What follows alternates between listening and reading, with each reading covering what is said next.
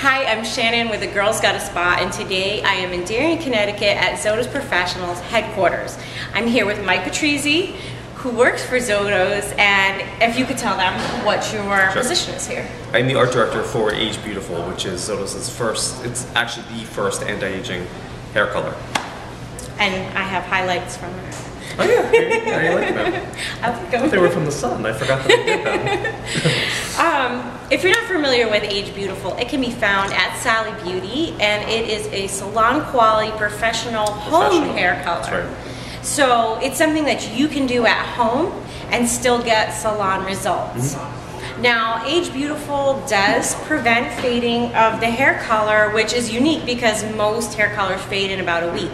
However, I wanted to find out from Mike, what are some other things that we can do to prevent fading of your hair color? Well, it's important to understand how a professional actually colors your hair. Right. And once you understand the techniques that we do and why we do them, the difference between using a permanent versus a demi-permanent. And yeah, if you can explain what demi-permanent and the permanent are. A permanent is mostly an ammoniated color, so there's ammonia in it. Right. So they're really strong smelling. Right. Kind, yeah. AGEbeautiful has a great fragrance, which kind of buffers that smell. That's great. The reason why we put ammonia in there is that it will actually cover up gray. So there's really no need for ammonia unless you're covering really resistant gray, or if you're trying to go lighter with color. Right. Otherwise, demi-permanents are amazing. Demi-permanents are amazing for blending the first signs of gray. So when you understand the difference and why you can use a permanent versus a demi, I think you get a lot more longevity out of your hair color. Okay. So if you were to apply a permanent on your base to retouch your gray area, and then put a demi-permanent on your ends, you could get a lot more life out of your hair color. All right. It's also, demi-permanents are great in between if you have a red and it's losing vibrancy. Instead of putting a permanent back over it, there's no need for the ammonia. So if you just put a demi-permanent over it, it'll refresh it. It's just staining the hair, so it'll last a lot longer.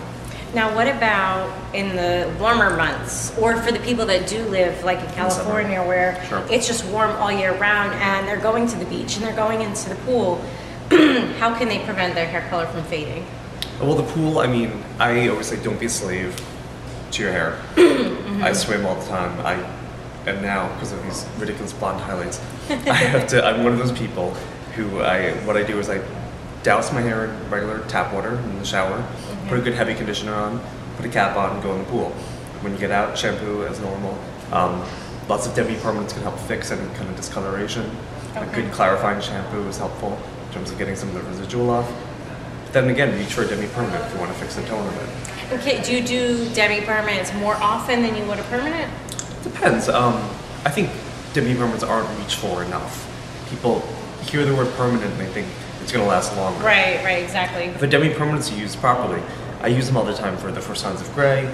It'll just kind of give a multifaceted result. It's, you know, the difference between putting a tight on as opposed to stocking.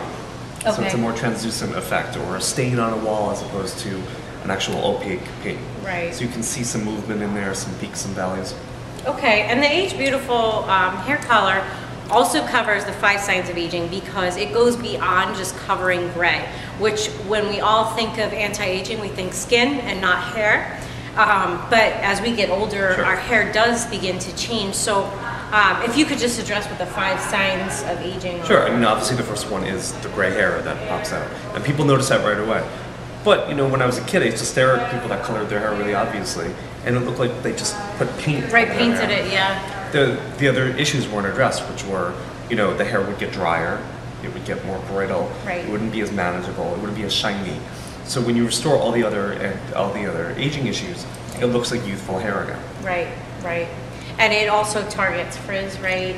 To make it more manageable that way also. We have a silk amino acid in the color, so it'll smooth it out. It's amazing. I mean, yesterday you didn't get to see the models, but we were doing some virgin-haired models who've never colored their hair. Oh, wow. And when you see people, she kept being like, oh, my hair, what to do to take care of it? Her hair felt better than it did when she walked in. Right. Because it was, you know, shinier, smoother, softer, more conditioned.